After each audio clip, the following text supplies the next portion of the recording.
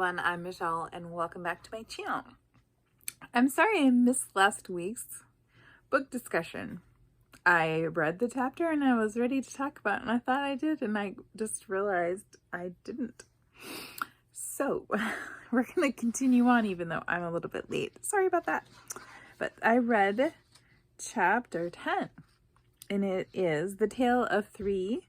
I'm assuming it's Linda's. It's just spelled different than what I'm used to. And it talks about 3 different reactions that a person could have to a situation. And I guess that's one thing that, looking back, it's like you grow in your life and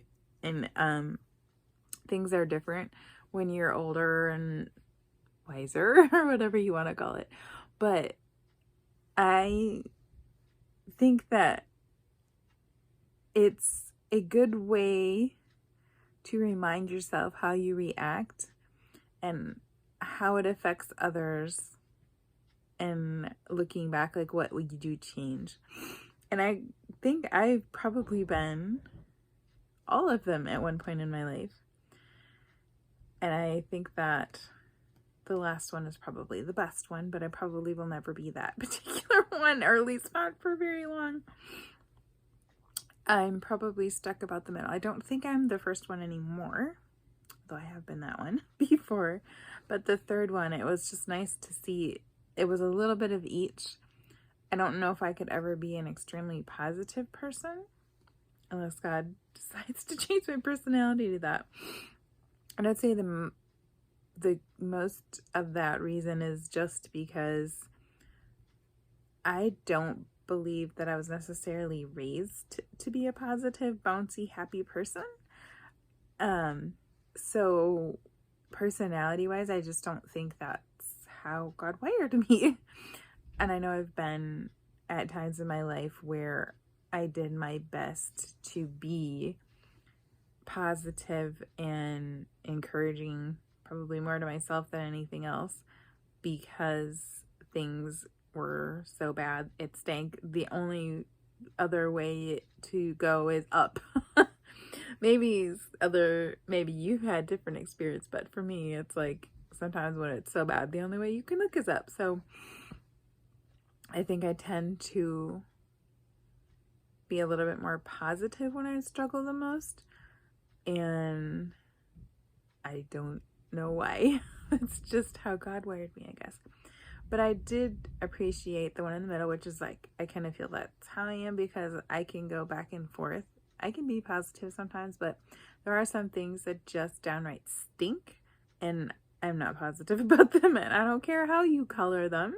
They're still rotten. So I just appreciated that all 3 perspectives were used or shown. And it really is, I mean, that's what life is. We're not always going to be positive, and we're not always going to bounce off the walls to be happy, you know, even though we struggle. Some people can't pick up the pieces like others can, and sometimes there are seasons that you just don't pick up the pieces. You just function. And I think I appreciated that perspective, as in not everybody can pick themselves up and be that positive person. I probably never will be, but maybe you are. And sometimes people need help to get there.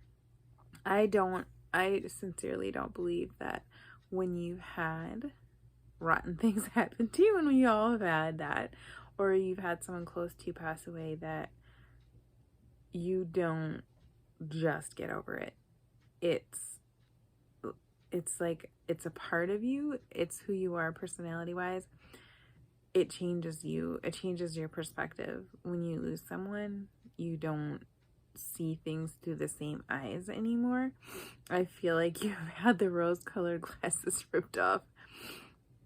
And I think that happens with any kind of a traumatic situation in your life, whether, you know, it is the death of a parent or a sibling or a child, or, you know, rejection, or what. I don't know what your trauma is, and I'm not trying to belittle it or in any way say it's not important, because we all have some But it's important that we work through that and not use that to bring us down, because as much as we want this situation to change or go back to what you have, it won't.